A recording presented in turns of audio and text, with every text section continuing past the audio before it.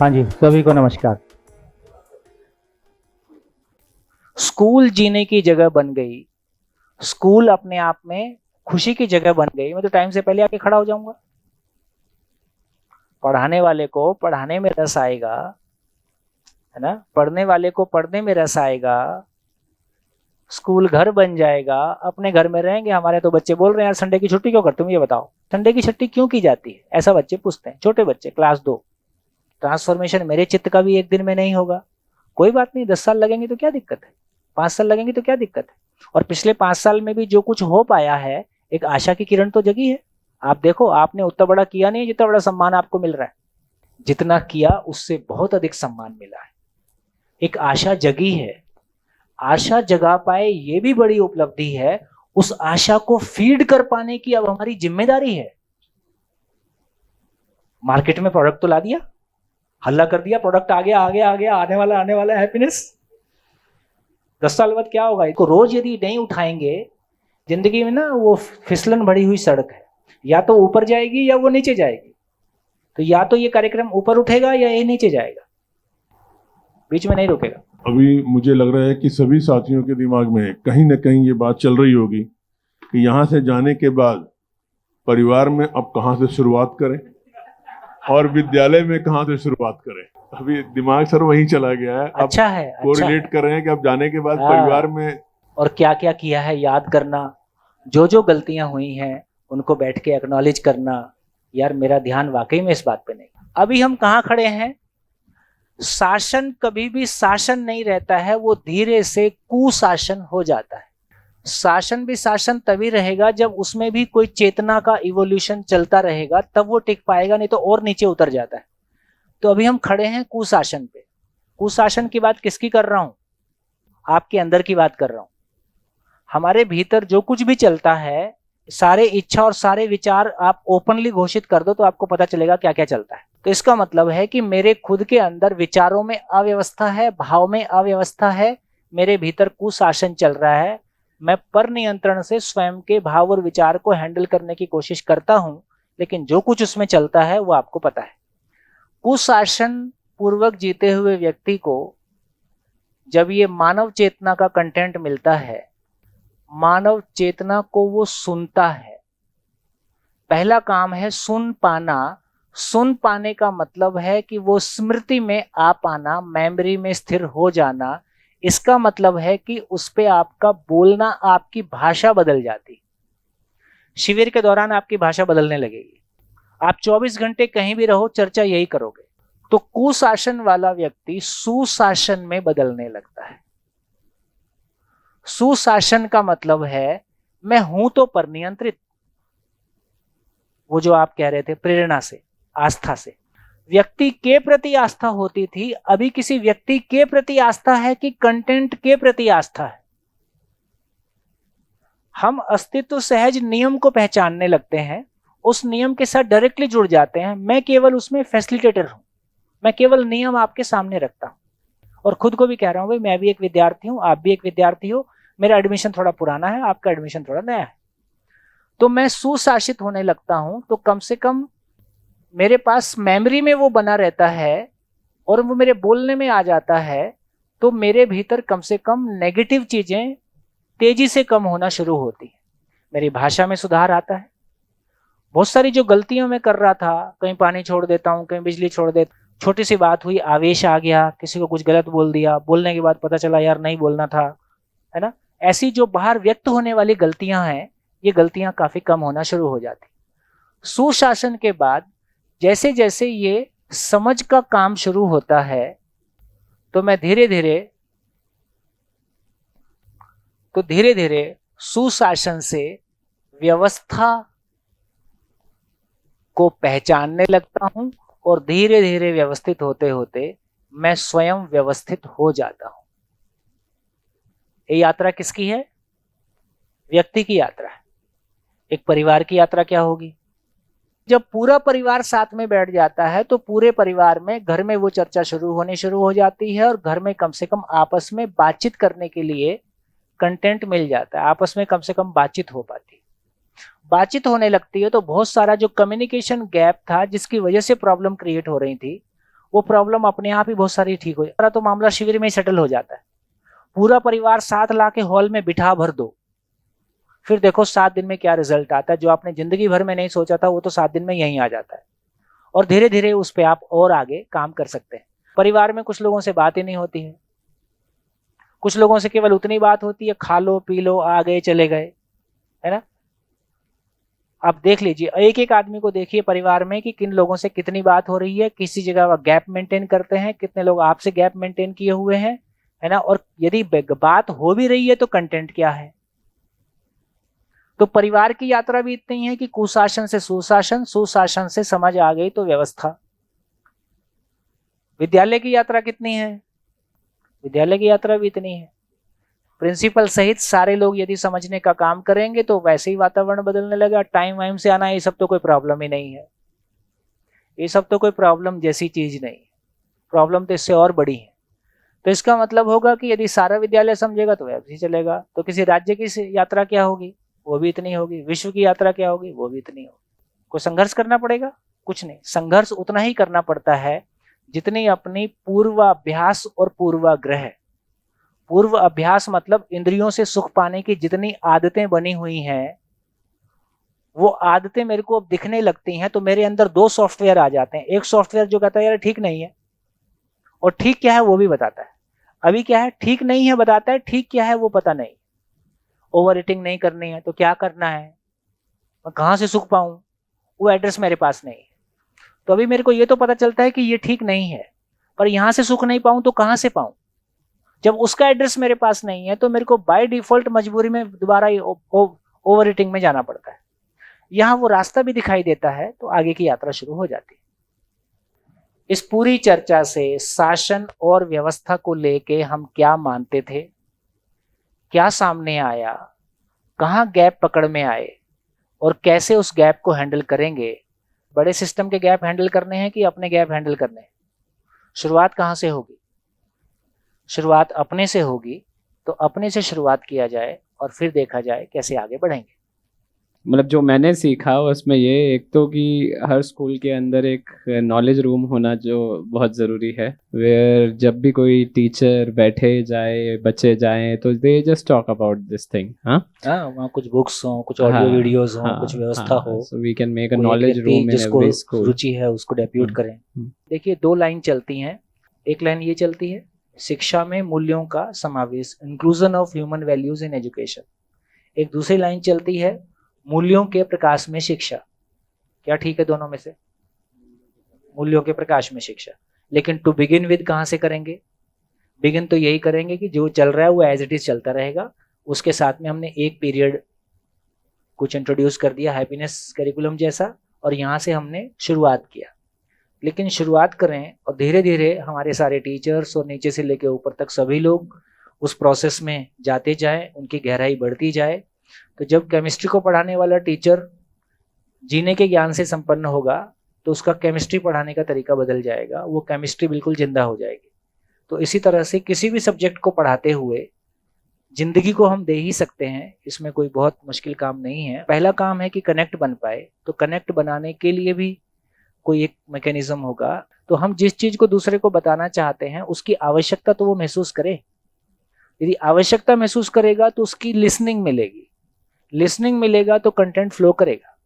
पर नियंत्रण से स्वनियंत्रण की ओर का जो यात्रा है हमारी, जिसमें पहला पड़ाव जो है सुशासन का है, यानी कुशासन से सुशासन और फिर व्यवस्था। मुझे लगता है इसमें यदि हम ईमानदारी से हम सभी प्रयास करें, जहां हम खड़े हैं, हम तो मान के चल रहे हैं कि अभी हम पर नियंत्रण की स्थिति में, कुशासन की स्थिति में खड़े हैं। यहाँ से व्यवस्था तक पहुंचने का जो मार्ग है, मुझे नहीं पता कि इसमें समय कितना लगेगा या इसमें हम कहाँ तक मोटा आइडिया दे देता हूँ, जितनी आयु उतने महीने। जितनी हमारी आयु है अभी उतने महीने, और फिर तो 60 आयु है तो 60 महीने, और 20 साल आयु है तो 20 महीने। नहीं, मुझे सर ये लग रहा है कि यदि हम उस रास्ते पे चल रहे हैं, अभी जो मानक तय करके हम चल रहे हैं, हो सकता है उतने समय में कुछ और नए मानक और आ जाए और ये दूरी और लंबी हो जाए और रास्ता थोड़ा और जटिल हो जाए और लंबा हो जाए, पता चला वो मंजिल और दूर हो गई। अब मैं ये कहना चाहूँगा कि दिनों दिन चीज़ें सिंपल होती जाएंगी। अभी जिन चीज़ों को हम बहुत सिंपल देख रहे हैं, जैसे मैं सोचता हूँ मेरे को कोई भी ऑफिस मिलेगा तो मैं क्या करूँगा, मैं कुछ नहीं करूँगा, मैं अपने ऑफिस में बस यही की काम करूँगा, बाकी सब काम अपने आप होते जाएगा। सारा काम हमको नहीं करना होता है, काम तो सब मिलके ही करते हैं, और हमको लगता है कि सारा बोझा हमको ही उठाना है इसलिए हम परेशान हैं, सारा श्रेय हम ही को लेना है इसलिए हम परेशान हैं, और कोई चीज़ बीच में बंट रही होगी तो उसकी वजह से परेशानी हो सकती है। मैंने ज़िंदगी में एक नियम बनाया कि जो दूसरा कर सकता है वो मैं नहीं करूँगा, सब डेलीगेट कर दो। डेलीगेट किया जा सकता है यदि कोई अपना वेस्टेड इंटरेस्ट नहीं है, यदि आप लोगों पे भरोसा कर सकते हैं। जितना आप अपने आप को खाली करेंगे उतना आपको इवॉल्व होने के लिए, फिर खाली करके खाली नहीं बैठेंगे, फिर आप इवॉल्व होने के लिए कुछ करेंगे। जितना आप इवॉल्व होते जाएंगे उसका रिफ्लेक्शन सब तक पहुंचता ही है। हमारे भीतर ये स्वीकार हो जाता है कि सब मिलके कुछ कर रहे हैं और सभी में पोटेंशियल है, केवल उस पोटेंशियल को कैसे निखारना है उसका कोई तरीका हमको होने की जरूरत है। यदि कोई ऐसा शानदार तरीका हमको उपलब्ध हो गया जिसमें ना आंख बंद करनी है, ना कोई खाना छोड़ना है, ना कपड़े बदलने, मतलब कुछ भी बाहर का कोई भी उपक्रम नहीं करना है, किसी भी धर्म और जाति का आदमी है, सभी के साथ बात हो सकती है, तो आदमी इवॉल्व होता है तो उसका एक्सप्रेशन फिर तमाम जिम्मेदारियों को लेकर चल सकता है। तो अपने को एक ही काम करना है कि आदमी बनना है और आदमी बनाना है। इस चर्चा से क्या निकलता है, हमको लोगों को चलाना है कि हमको चलना है। हम चलते हुए नहीं दिख रहे हैं, लोग तो हमको देख ही रहे हैं, हम चलते हुए नहीं दिख रहे हैं और दूसरे को चलने के लिए बोल रहे हैं।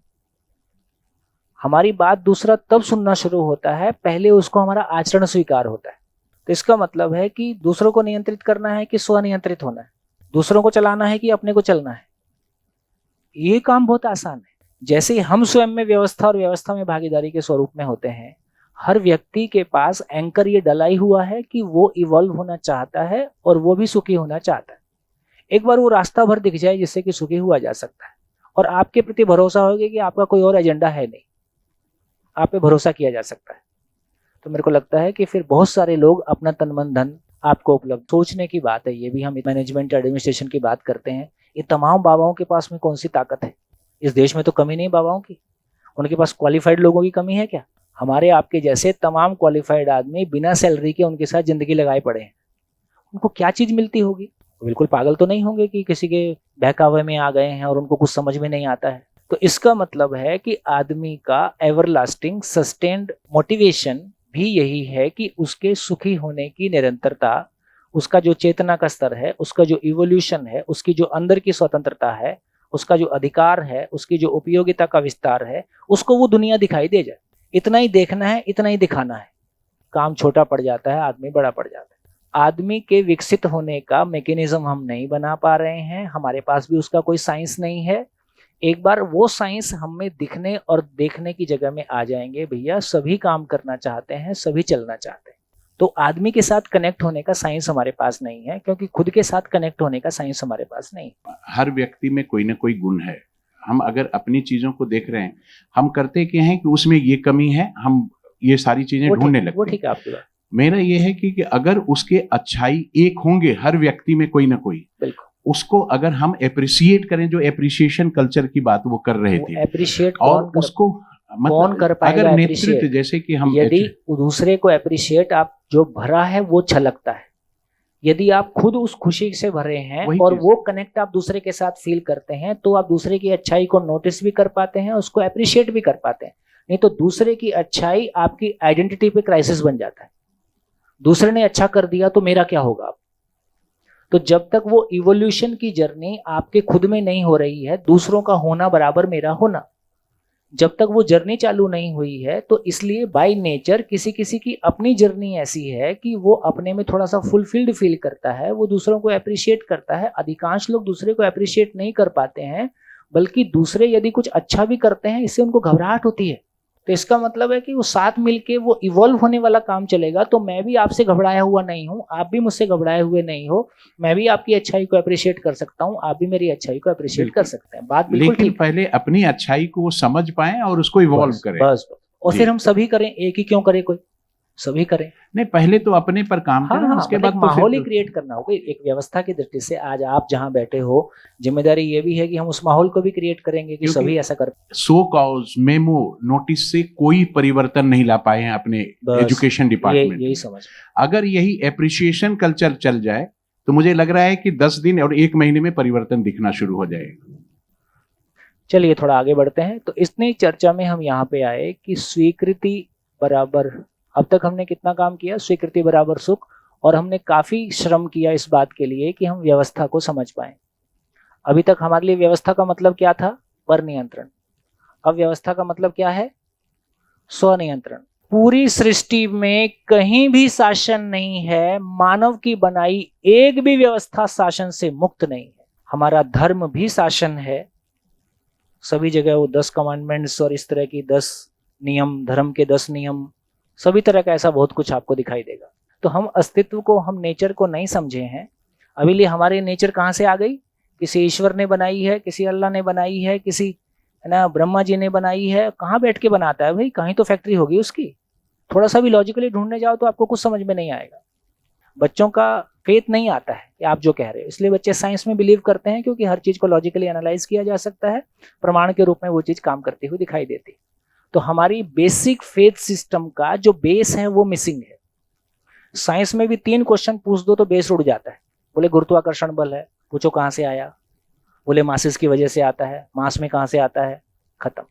परमाणु के अंदर इलेक्ट्रॉन प्रोटॉन घूम रहे, क्यों घूम रहे, ऊर्जा कहाँ से आ रही, खत्म, है ना। ये सृष्टि कहाँ से आ गई, खत्म।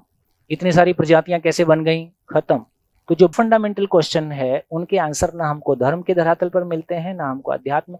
बस इतना ही है, एक तरफ ईश्वर में सब कुछ है, उसको पाओ, उधर परम सुख मिलेगा, एक तरफ शरीर है, उसको भोगो, उसमें परम सुख मिलेगा। इन दो के बीच में हम डोलते हैं। सुबह हम आध्यात्मवादी होते हैं, शाम को हम भौतिकवादी होते हैं। एक द्वंद्व हमारे बीच में चलता है। जब उधर सुख नहीं मिलता है तो इधर जाते हैं, जब इधर सुख नहीं मिलता है तो उधर जाते हैं। इसलिए अब हमारा कोर्स समझ में आया कि अब यदि मैं सुखी होना चाहता हूं तो उसका सिलेबस क्या होगा। सुख क्या है, व्यवस्था को समझना। तो मेरे को क्या क्या चीज की व्यवस्था समझनी होगी। तो सबसे अधिक मेरा दुख कहां से आता है, तो हमने अपनों से दुख पाया कि परायों से, अपनों से ज्यादा पाया कि अपने आप से ज्यादा पाया, अपने आप से ज्यादा पाया। तो सबसे बड़ा आवश्यकता यह है कि मानव में व्यवस्था को समझना। ये मानव अपने आप में एक व्यवस्था है, तो मानव में व्यवस्था को समझना। मानव समझ में आता है तो परिवार में व्यवस्था समझ में आएगा ही। परिवार व्यवस्था समझ में आती है तो समाज और अस्तित्व में व्यवस्था। आखिर ये सब आ कहाँ से गया, तो फाइनली 4 ही चैप्टर हैं पूरे अस्तित्व में। धरती की सारी एजुकेशन इन्हीं 4 चैप्टर्स के अंदर है। जो कुछ भी हम पूरे प्लेनेट पे पढ़ा रहे हैं वो या तो मानव से रिलेटेड है, या परिवार से रिलेटेड है, या समाज से रिलेटेड है। फाइनली अस्तित्व, अस्तित्व का मतलब नेचर सहित मानव, जो कुछ भी है सभी अस्तित्व, जिसका भी अस्थि है, जो भी एग्जिस्ट करता है उसका अस्तित्व है। तो हम मानव की तरफ चलते हैं। मानव में व्यवस्था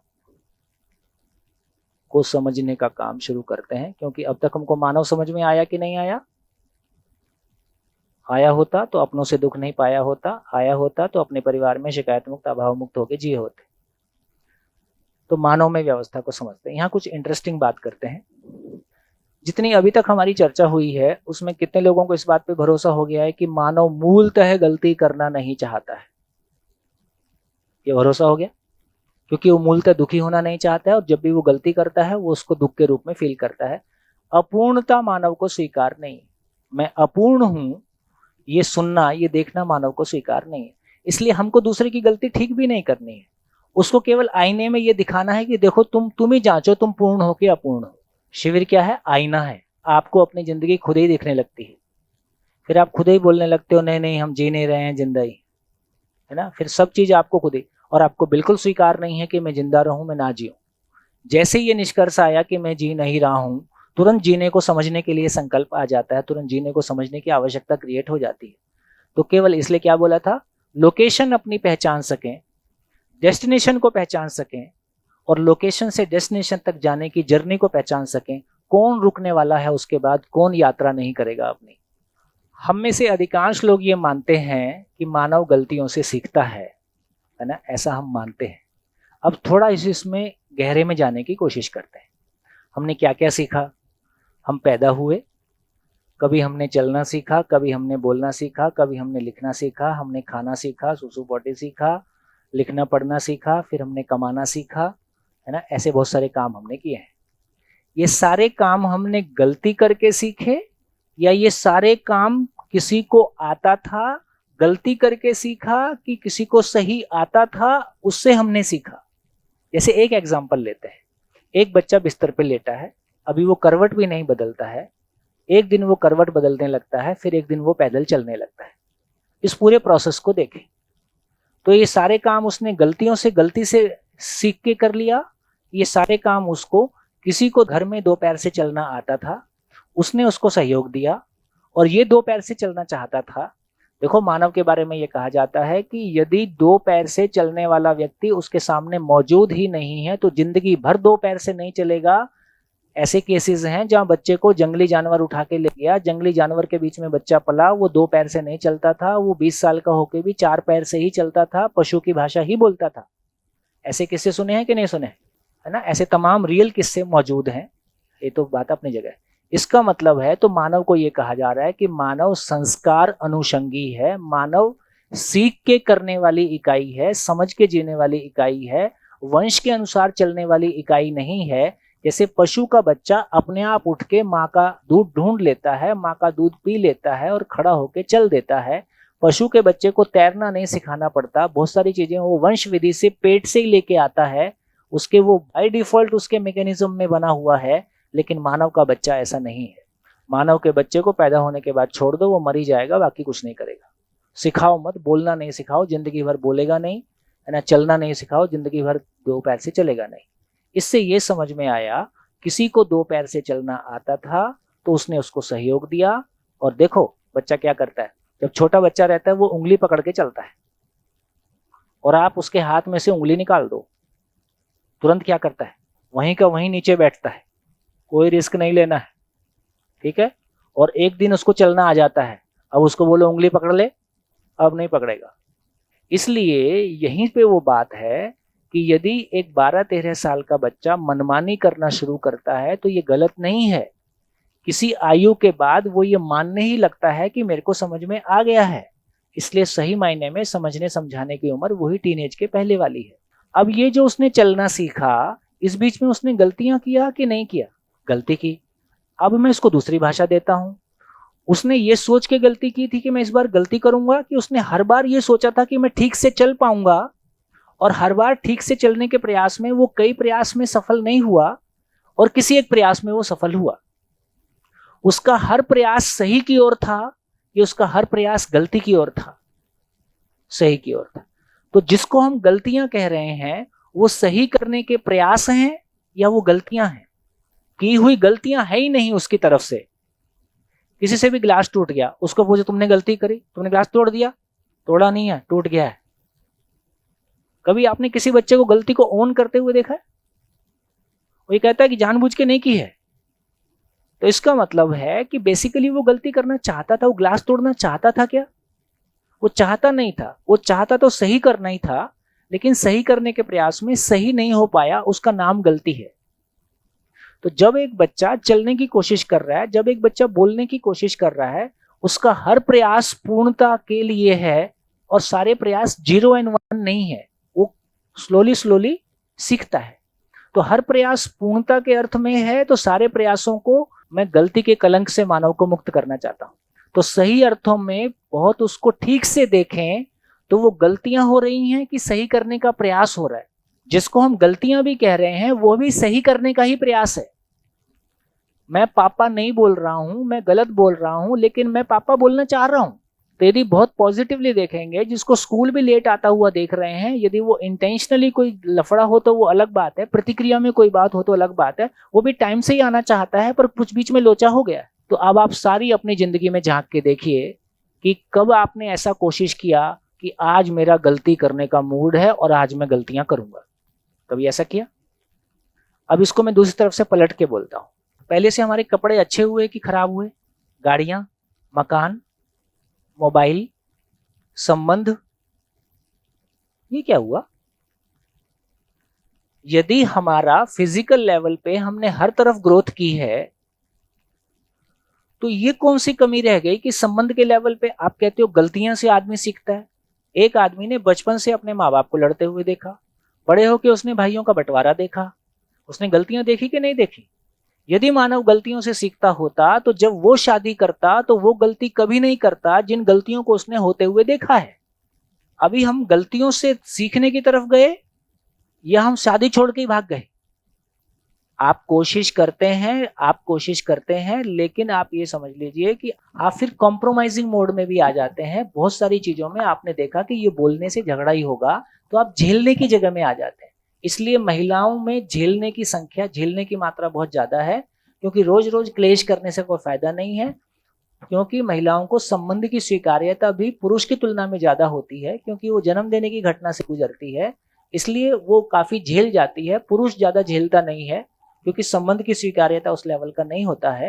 लेकिन इसका मतलब ये हुआ कि आपने चाहे उससे बचने की कोशिश की, लेकिन आप उससे मानसिक रूप से भी मुक्त हो गए। आपके भीतर भी कोई झगड़ा नहीं होता है, ऐसी स्थिति नहीं है। बाहर नहीं होता है, अंदर तो चल ही रहा है, कन्फ्लिक्ट चल ही रहा है।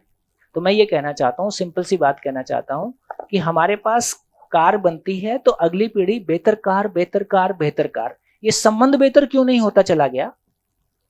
यदि ओवरऑल किसी एक व्यक्ति की बात करें तो चलो उसने कुछ करके कंप्रोमाइजिंग मोड में आके बीच का रास्ता निकाल लिया, मेरी पत्नी ऐसी ही है, उसकी आज तक किसी से लड़ाई नहीं हुई, ऐसा नहीं है कि वो दुखी नहीं हुई। जॉइंट फैमिली में बहुत कुछ झेलने का हिस्सा आ ही जाता है। उसने पी लिया, चुप रह गई, उसने जवाब नहीं दिया, इसलिए उसके किसी से संबंध खराब नहीं हुए, और बाद में लोगों ने कहा कि नहीं ये तो बहुत अच्छी है, इसने तो कभी जवाब नहीं दिया, लेकिन उसने तो झेला। सर लेकिन सुख तो उसे तब भी नहीं मिला ना, वही तो उसने कह रहा हूं। स्वीकार किया। आपने बोला स्वीकार्य जो होता है वो सुख की तरफ बढ़ने का एक कदम इसका होता है। मतलब है कि झगड़ों से मुक्त होने की हमारी स्थिति नहीं बनी, संबंध को जीने की हमारी स्थिति नहीं बनी, हम झेल गए। तो मैं ये कहना चाहता हूं कि जिस तरह से हमारी कार बेहतर हुई, मकान बेहतर हुए, कपड़े बेहतर हुए, मोबाइल बेहतर हुए, अगर हम तो संबंध में ज्यादा गलतियां कर रहे कि कम गलती कर रहे? फिर ये गलतियों से ठीक क्यों नहीं हो पा रहा है? गलतियों से हम सीख क्यों नहीं रहे हैं? सीख के तो बताओ। गलतियों से सीख नहीं रहे हैं, घबरा के भाग ही गए हैं कि इसमें तो संभव ही नहीं है जीना। मासेस में लोग शादी से विड्रॉल मोड में आ गए, क्योंकि उनका कॉन्फिडेंस नहीं है कि इस संबंध को जिंदगी भर के लिए किसी के साथ कमिट किया जाए। ये बहुत आसान काम नहीं लग रहा है। अपनी फ्रीडम को गिरवी रखा जाए, ये आसान काम नहीं लग रहा है। मैं ये कहना चाहता हूं कि यदि आदमी के पूरे प्रयास को देखेंगे तो आदमी का पूरा प्रयास इस अर्थ में है कि मैं गलतियों से मुक्त हो जाऊं, ये नेगेटिव प्रयास है। मैं पूर्णता को पा जाऊं, ये सकारात्मक भाषा है। तो ये सही अर्थों में देखें, यदि हम गलतियों से सीखते होते, देखो एक और नजदीक एग्जांपल ले आता हूं। आपके मन में गलत विचार, गलत भाव आते हैं कि नहीं आते हैं? अधूरे विचार, गलत विचार जिंदगी भर करने से इनसे मुक्त हो पा रहे क्या? रोज इनसे दुख पाते हैं। मेरे भीतर गलत विचार आता है, उससे मैं ही दुखी होता हूं और मैं उसको ठीक करने की कोशिश करता हूं, इसके बावजूद भी भैंस पानी से निकलती नहीं। क्यों नहीं ठीक कर लेते? मानो गलतियों से सीखता तो क्यों नहीं सीख लेता? बच्चा जब सीख रहा है तो वो गलती से नहीं सीख रहा है, अपने सही के प्रयास में सीख रहा है। और आप ये भी कह रहे हैं कि कोई भी व्यक्ति गलती करना नहीं चाहता, वो हमेशा सही के प्रयास में ही जाता है, लेकिन फिर भी उससे गलती हो जाती है, मतलब वो कर देता है। लेकिन तो जब गलती है क्या फिर? सर हम तो जब कर रहे हैं तो सही के प्रयास ही कर रहे हैं ना हर चीज का। इसलिए कह रहा हूं कि गलती है ही नहीं। जैसे मैं ये एग्जांपल मेरे को लगता है ज्यादा नजदीक है कि हमारे भाव और विचार में कोई अव्यवस्था का विचार आता है, हम रोज उस दुख को भोगते हैं, हमारे चित्त में भारीपन रहता है, दूसरे को लगता है इसको प्रॉब्लम क्या है, हमको लगता है कि मेरे पास इतना वजन है कि मैं उठ ही नहीं पा रहा हूं, ठीक है? और वो सपने में भी आता है और 24 घंटे मेरे भीतर चलता है, चाहे वो कंपैरिजन है, चाहे वो भूतकाल की पीड़ा है, चाहे वो भविष्य की चिंता है, चाहे वो वर्तमान का विरोध है। मैं इसको ठीक क्यों नहीं कर लेता?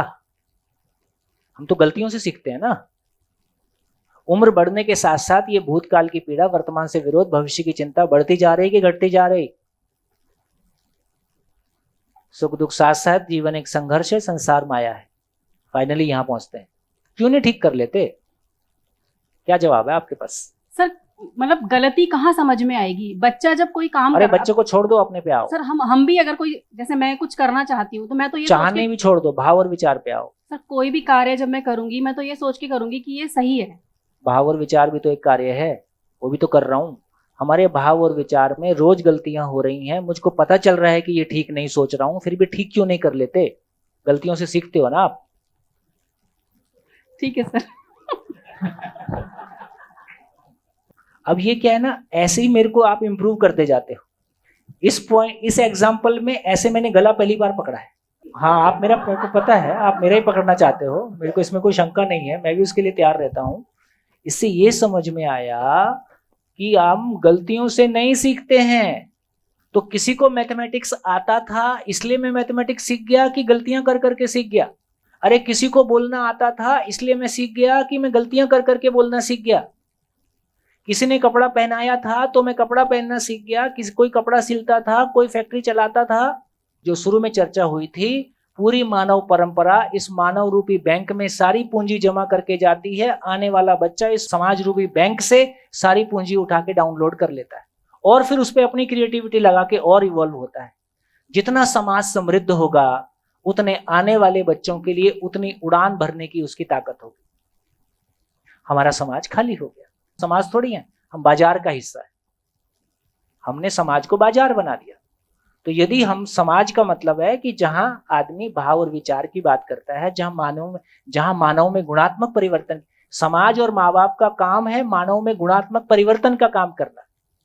ये मानव में गुणात्मक परिवर्तन का काम करना ये कंपनी का काम है, ये मूलतः सरकार का काम है कि जिन्होंने बच्चे पैदा किए हैं ये उनका काम है। अब ये देखो, ये बहुत क्लियरली मैं भी पहली बार इसको यहां तक पहुंचाया कि मेरे मन में लगातार खराब भाव और विचार आते हैं, लगातार भीतर में गलतियां हो रही हैं, किसी को पता नहीं चले, मुझको तो पता चल ही रहा है। मैं क्यों ठीक नहीं कर लेता? गलतियों से मैं सीखता होता तो मेरा उद्धार हो गया होता। तो मैं गलतियों से सीखता हूं कि सही से सीखता हूं?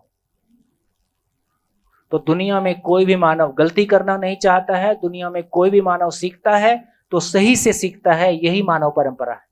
खुद को देखने के दृष्टिकोण में, अपनी जर्नी में कुछ फर्क पड़ेगा कि नहीं पड़ेगा? हम लगातार गलतियों पे बात कर रहे हैं। गलतियों पे काम, क्रोध, लोभ, मोह, मद, मात्सर्य पे सारी पीएचडी किया जाए, इससे वो बढ़ता है, कम नहीं होता है। ये मात्र लीकेजेस हैं। तो लीकेज पे कोई काम नहीं करना है। लीकेज उतना ही है कि एक लेवल का प्रेशर आता है तो ही वो वहां से निकलता है।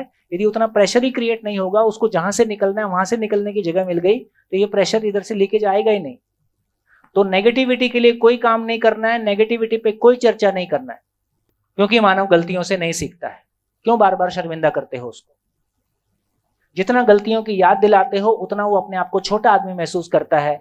जितना सकारात्मक की और मानव की महानता की उसको याद दिलाते हो उतना वो उड़ान भरने की सोचता है।